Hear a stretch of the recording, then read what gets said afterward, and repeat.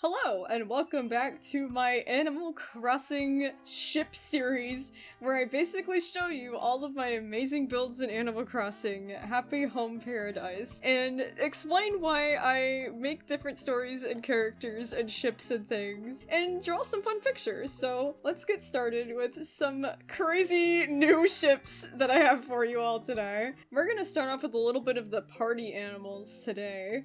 I thought it'd be fun to start off with one of my little headcanon ships here, Bella and Tex. They have a really fun kind of crazy party beach house where they throw concerts and things for their small band that they have together with Static. Both Tex and Bella are super passionate about music and travel, so I wanted to make sure that they had like a literal at-home revenue where they could like perform their band's songs.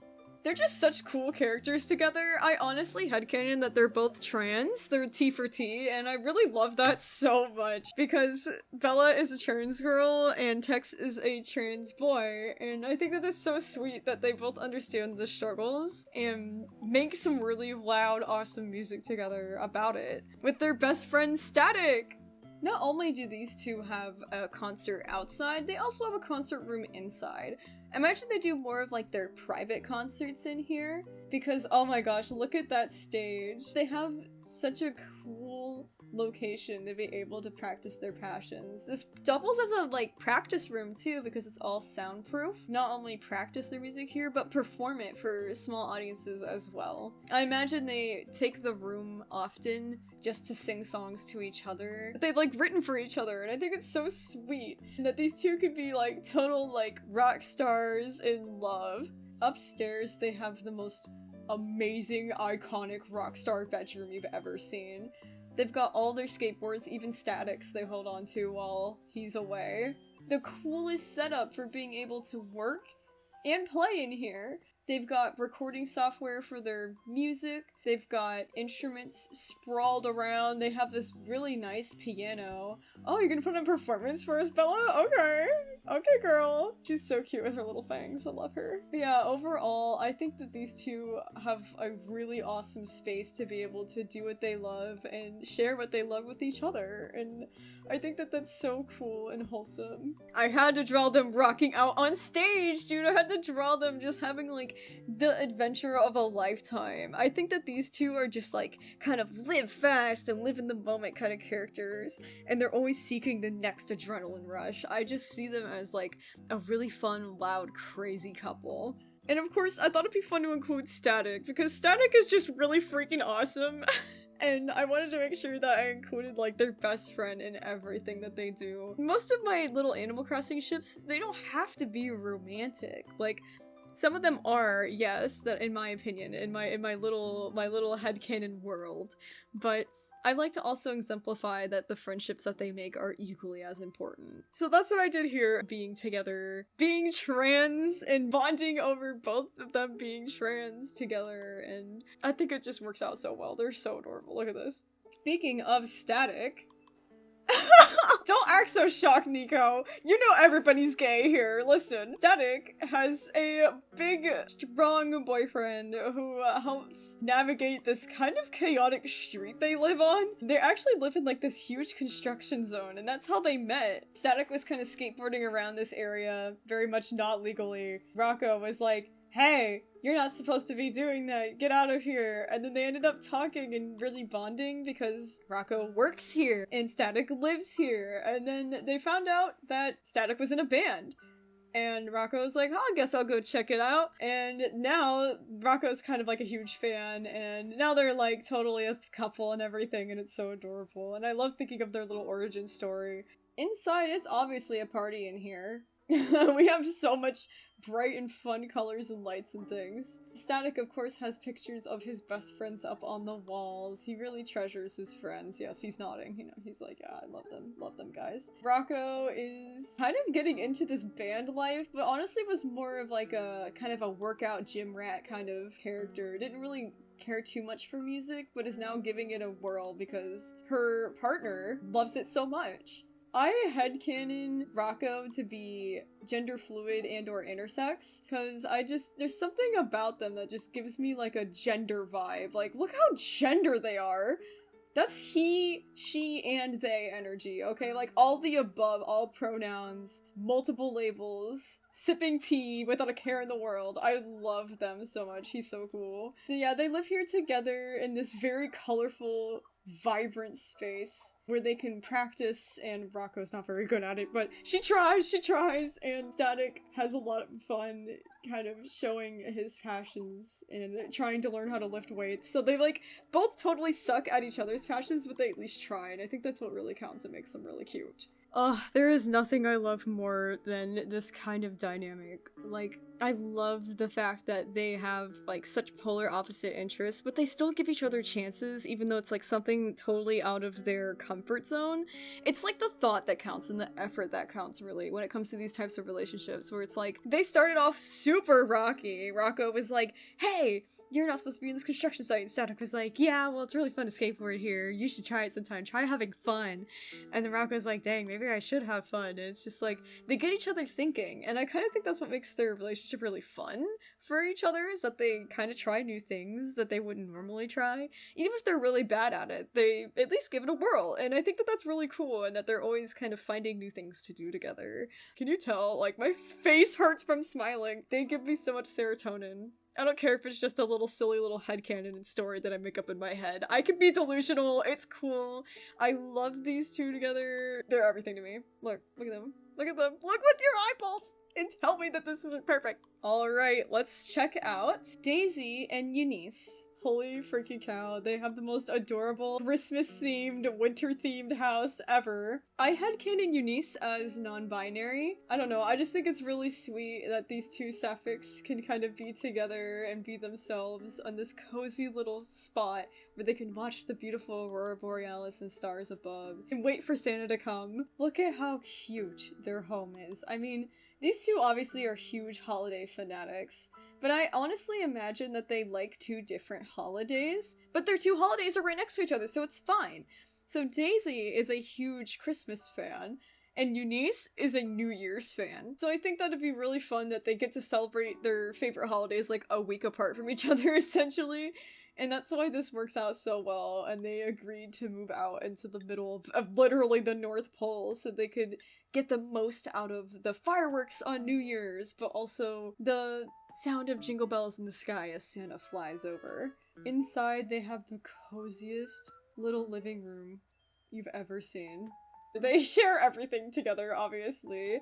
I feel like they're just so comfortable with each other. It's almost like people don't believe it, because I feel like they're very shy and quiet characters outside of when they are together. Like, they kind of bring out each other's spark and interests, and they just can't stop talking ever. I think it's so sweet. They always have Santa's cookies out. Here is where they watch their favorite shows about singers. I imagine that they bond over a couple things that they like that are similar, which happens to be these singing reality shows that they always have blaring on. But they also have some beautiful home-cooked meals and books they like to read. I feel like they're very much homebody characters. They very much just want to chill out at home and enjoy being cozy and warm and away from all the freezing cold that's outside their windows. So this is their humble little space where they spend a lot of time together, bonding over holidays and traditions, and scheming up some new ones, as they enjoy their silly little drama singing shows. Being able to be loud and obnoxious together, and that's something they don't get to do in front of everybody. Oh, I absolutely love these two together. I think it's so sweet. Of course, I had to draw them being all cozy from being cold outside, spending all their time outside, getting super cold, and then coming inside being cozy together. It's just so stinking cute! Ah!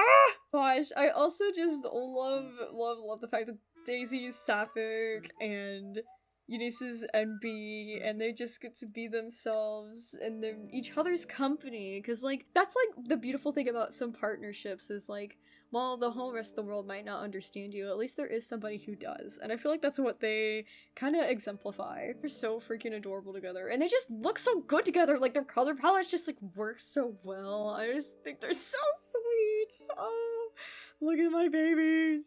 Sit here and tell me I'm not the best matchmaker you've ever met. This is the house of Carmen and Meringue. Yes, the chocolate bunny rabbit and the strawberry meringue rhino. How freaking cute are they? Wait until you see this adorable house. I'd like to think that the trees are actually made of chocolate, and that's what they use to harvest. They get the bark is made of chocolate, and the petals are also white chocolate. I imagine everything that they have is actually secretly made of candy. Inside is the most adorable little shop you've ever seen in your whole entire life. Meringue is the chef, and Carmen is kind of like the face of it all. I feel like she's kind of a social media influencer star, where she's kind of keeping this place up. She does most of the website work and fulfillment, and she's running the online store and doing the TikTok and Instagram biz, while Meringue is doing more of the harvesting the cool candy plants from outside and actually making creations with it. That isn't to say Carmen can't make creations too, but I feel like she's definitely more of an enjoyer of the creations rather than the creator of the creations. And Meringue's totally chill with that. She freaking loves her girlfriend, and they love supporting each other throughout this endeavor. I imagine they order these drinks from different places, different countries and things, so that people can try new things with their creations, and give people a chance to kind of indulge in different cultures. I'd like to think that both Carmen and Meringue are not from here originally, and they both came from different countries, so they have different cultures, but they like to kind of celebrate them together in one space right here. From behind the counter, they are constantly stocking this store with so much stuff. Imagine this is a great location as well for getting your birthday cake made, and they're kind of slammed all the time for that. So here's a Meringue's kind of hidden kitchen that she uses while she's making her creations. And of course, her very adorably themed little setup she has here for making those things happen, and I love it so much. She's got her cooking channel on, so she can keep an eye on any new recipes that she might want to try while she's over here scheming away. So they have a very adorable little bedroom over here. Don't ask how they actually get into that bed, I'm not entirely sure. I don't want to think about it too hard. But they do love doing each other's nails and spending quality time together, so they have that. Treats absolutely everywhere. Meringue can't control herself. She's constantly a workaholic girly. And Carmen's the one that's like, you gotta learn to relax! And like, takes her out and makes her do more chill things. You guys are gonna overwater this poor plant by both of you doing that, by the way. Yeah, thank you. I love to think that their whole house is actually made of candy, but they don't tell anybody that. Just so the fact that nobody actually, like, eats it. And I'd like to think it's because they're both from, like, a special little Animal Crossing country where sweets grow on the trees, literally, and that's the kind of the part of their culture they're sharing here. Carmen, you're eating everything in sight, girl! She's just so happy. Literally, their designs just make them so perfect together. Like, the chocolate bunny with the strawberry rhino. Are you joking? That's so adorable. Like, I am so biased maybe because, look, I just love strawberry and chocolate together anyways, but like, dude, they're perfect! They're perfect, they're perfect! And I love making up the story of like, they came from this place where candy grows. They're both kind of made of candy themselves and sweets themselves. So they come from this place that's like totally normal, and then they come out into this different Animal Crossing world and they're like, wow, I can't believe nobody has authentic, like, chocolate bark trees, and they've never tasted that before, and, like, so they're kind of sharing their old life with the new people around them, and I think it's so cool and fun that they get to share this kind of, like, bakery, chocolate factory experience together, and they can combine their talents. Meringue can work on her passions and cooking, and Carmen can be the influencer of her dreams, and they're just so cute. I can't. Look at them. Next up, we have Captain Rod and First Mate Ace, who live in this shipyard kind of setting. This is the adorable home of these once pirates, now retired pirates. They're now fishermen doing a more humble and, you know, honest job after the pirating kind of led to a lot of not so great outcomes, such as battles with swords and haunted skeletons trying to tear apart their ship, and they went through all these crazy adventures and then eventually were like, we just need to settle down. I imagine these two are in a stage of relationship where they don't really know that they're in love with each other yet. They went on all these crazy events, but I feel like they're kind of in like a little bit of a denial stage now that they've kind of slowed down in life. Before they kept kind of telling themselves, oh no, we're too busy to be together. But now they don't have an excuse and they don't really know what to do with that information. They're just so awkward. I kind of love that. I love that for them. These two spend most of their days looking at their parked ship that they once used to sail the seas, and kind of catch up fish and talk and spend long days in the rain contemplating their past and whether or not it was justified, whether or not stealing and pillaging and plundering was good. They're kind of these reformed villain-esque guys who are seeking refuge on this forgotten island with nothing but each other. And feelings are totally blossoming. For the inside, I'd like to imagine that we're inside of the ship. That they actually do live inside of the ship. Like, they never bothered to build a house or a cabin here because they're not quite sure if this is the life for them. They're honestly very lonely in here. They only have each other and the fish that they catch and sell. They sell fish probably to some boats that come by and other people who are in need. They will ship off things. They're trying to make up for their past. They're trying to make up for their pirating ways by being more generous. As you can see, Ace is kind of the more grumpy, kind of quiet character. He's definitely more of like a, I'll do anything Rod tells me to do, in like an annoyed manner, where if Rod's like, swab the deck, Ace is like, aye aye, Captain. They have like a very kind of sarcastic, silly relationship. Rod's definitely a very oblivious main character-esque captain who just throws himself into danger all the time, and Ace is the logical one that gets him out of the trouble most of the time. On the second level of their home, you can actually come above deck. They get a nice, lovely view of their ocean home. The only thing they've ever known is looking out at these open waters. And they have all these fun kind of memorabilia around. Different bottles of root beer that they love to enjoy. Various things they've gotten along their adventures. Their treasure hoard. And their ukulele. They have a couple of hobbies, like reading the same books they've always had and playing the same ukulele they've always had. But I feel like they're on the brink of starting a brand new adventure. As soon as they get past this guilt that they have for being pirates, I feel like they're gonna turn into some kind of superhero rescue boating squad that goes out and helps sailors who are lost. I just don't think they're there yet, but when they do, they're gonna want to do it together, and they're so in love, they just don't know it yet. I love this.